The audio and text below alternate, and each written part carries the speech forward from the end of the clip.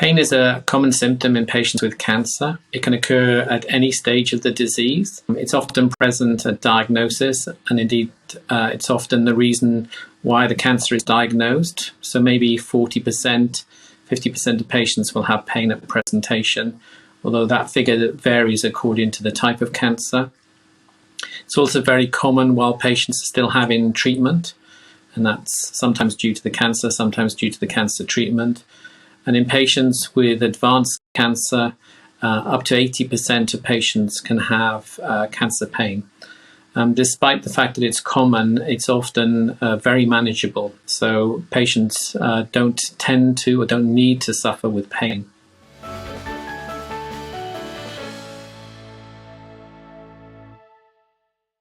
So cancer patients can experience a variety of different types of pain.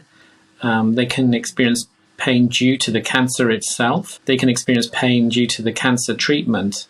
And of course, patients can experience the pain that everybody else experiences. So it's very important to differentiate between these different types of pain because the treatment is very different. In terms of the pain related to the cancer, again, there are different types of pain, and the underlying cause of the pain can be very different.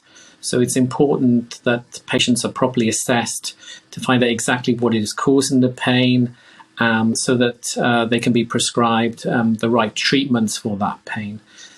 As I said, there's lots of different types of pain, there's lots of different treatments, and not all of the treatments will work for all of the pains.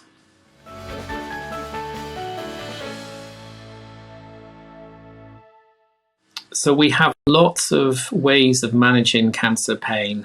I think there are still issues in terms of managing many cancer patients' pain. I think part of the problem is that we don't continually monitor patients' pain. And so it's important that patients and their carers, if the pain is not controlled, if the painkillers or the other interventions are causing side effects, that they contact the doctors, nurses looking after them and inform them about that.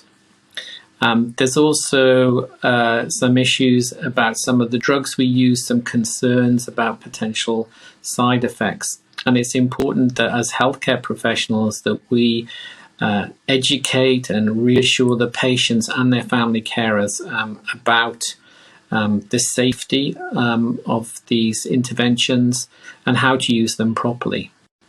I think also it's important that if patients' pain is not being controlled and the doctors, nurses looking after them don't have a solution to that problem, then to refer on to a pain or a palliative care specialist.